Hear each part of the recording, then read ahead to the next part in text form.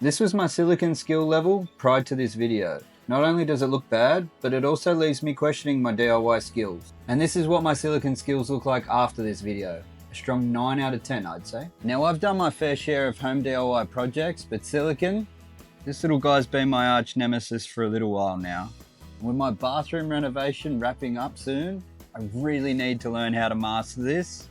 And instead of watching 47 different how-to videos and still messing it up, I'm gonna learn right here, right now, on camera. I ordered a few gimmicky caulking tools off Temu, and I also will be trying the window cleaner and dish soap hack. So I've set up 2 tiles to simulate a corner joint like you'd see in a shower or maybe behind a sink. I'll be testing each technique or tool on these. First thing, this is a dripless caulking gun. This is not. If you're gonna be doing any silicone or caulking, trust me, you'll want to use this kind of gun. It might be a little bit more expensive, but well worth it. With a 4.7 star rating and a rave review from Mr. Rowbottom, it's time to get into our first tool. This tool is a simple design, it just slides over your existing nozzle. Now I had to check these instructions around 10 times because it really did not appear to work for me. I'm following the arrow and the design just seems flawed. I might be completely missing the point here, but the arrow then tells you to go back over your silicone bead, and that didn't do anything at all. Look at that, smooth as gravel and just as waterproof. Next up is one of the first silicone tools to come onto the market, the silicone scraper. With a 4.9 star rating and 2 people agreeing that these are very handy, we will have to find out if these are in fact very handy.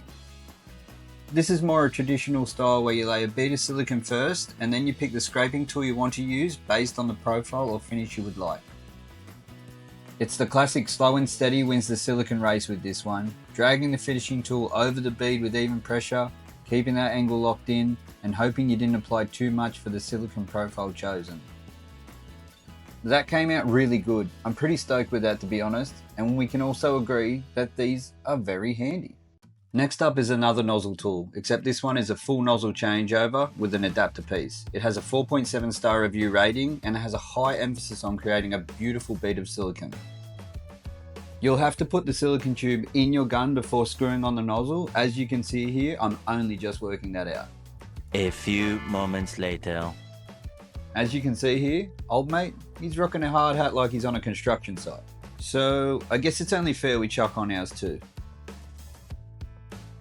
Already this adapter and nozzle seems flawed. A lot of silicone seems like it would get wasted due to how much needs to be in the adapter before it even comes out. The metal head seems risky as well, but it does slide good though.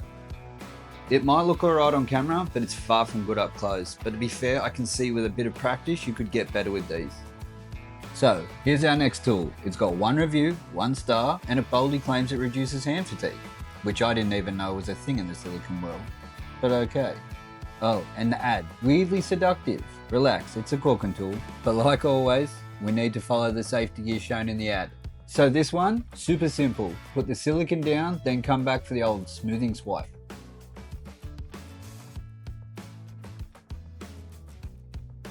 Wait, what?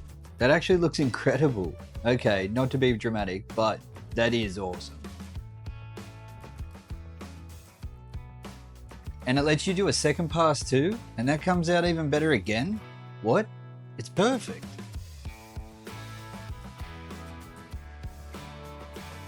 Honestly, that will be hard to beat. There are no flaws in that silicone bead at all. Next up, probably the most used and most argued over tip, window cleaner and dish soap. And hey, I get it, it looks good at first, but trust me, it's a trap.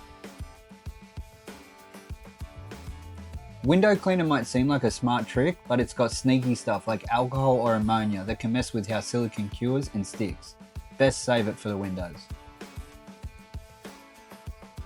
And dish soap, it's literally made to kill stickiness, which is the exact opposite of what we want silicone to do.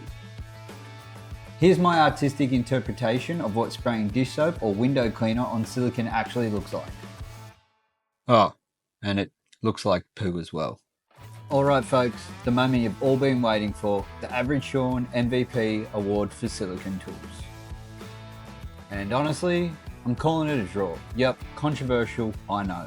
On one hand, there's the silicone scraper. Total workhorse, super easy to use, heaps of edge options, and just gets the job done. Reliable and no drama.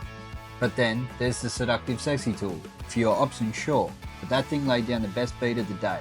If this video saved you from a silicone meltdown, leave a thumbs up. Or better yet, leave a hack or a silicone horror story in the comments below. Because let's be real, I'm still just winging it, just a little bit better. And remember, if you're losing sleep over silicone like I was, breathe. It's just goo in a tube.